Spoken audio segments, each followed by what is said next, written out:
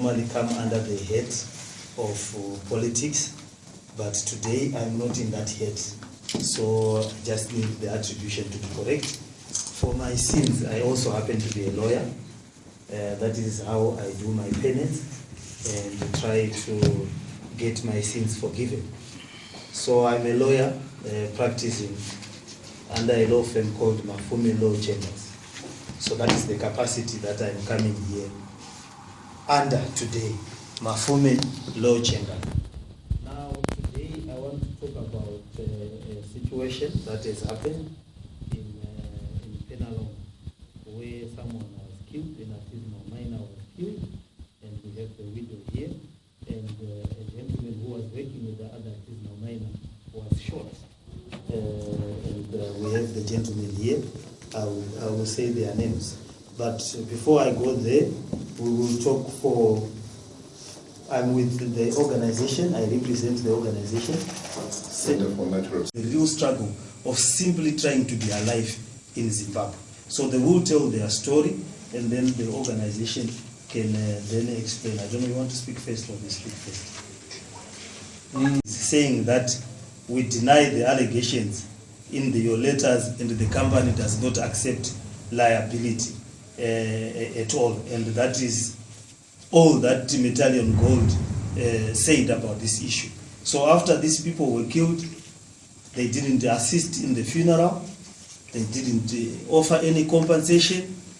The widow and the victim have gone there to speak to the manager of the mine, and just last week they were told not to come back anymore because the mine will not do anything.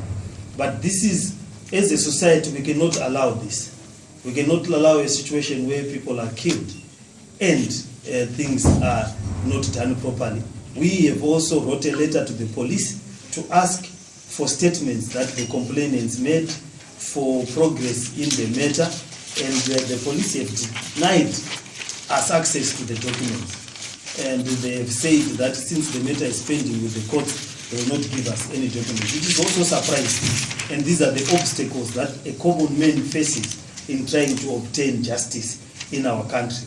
And whilst we are all focusing in what is security actors, so we are now having a situation which happened with the diamond fields, where people were being shot as a deterrent not to come to the diamond fields. But as a society, we complain about very small things. People are being detained in prisons for demonstration or for raising a placard. Now these guards who shot these people never spent a long time in jail. They went to court and were given $100 bail. So you can see that the justice system is even made. Now we know that there is a person called Linda Musarira who spent months in jail for holding a placard and demonstrated she never killed anyone.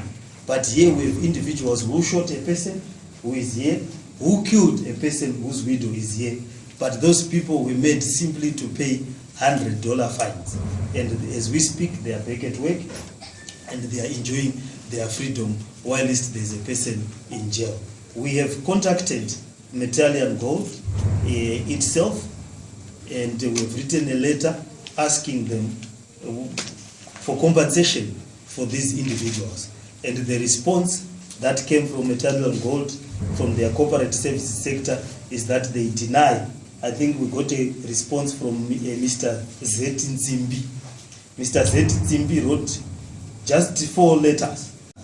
And also it is important to note in our new constitution that it is important that people who live in those communities are able to survive on the resources that they live in.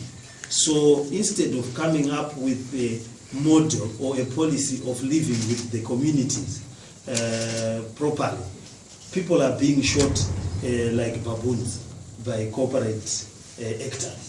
Why I say people are being shot like baboons is that, you know, when you want to scare a baboon from a field of maize, you shoot in the air, and for months those baboons will not come. Now, when such behavior is being done by corporations against individuals, where you shoot to kill miners so that the rest of the community will not dare to step in those fields or will not dare to exploit those minerals, then you are basically treating people like animals. Ownership of the mine, and then and what is happening, and then the victims will talk about what happened to them. As you all know, there is a mine called Redwing Mine.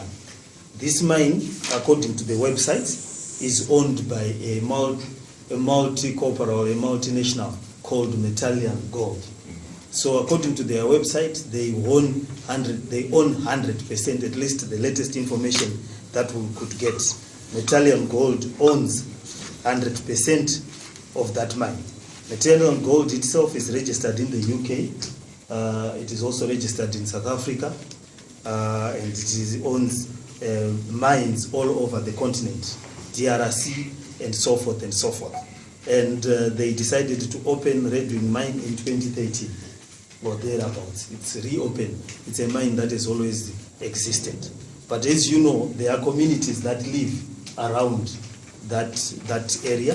These communities have been subsisting in those areas. Here, Farai Maku, you know him in the context of the Kimberley process, issues of diamonds. He has been arrested on issues around diamonds for some time. The stealing of our diamonds in Mutare. But now there are also other minerals in Mutare that are being exploited. And this is, in this instance, it's gold.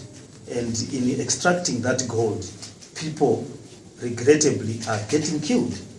In extracting that gold, people regrettably are being shot.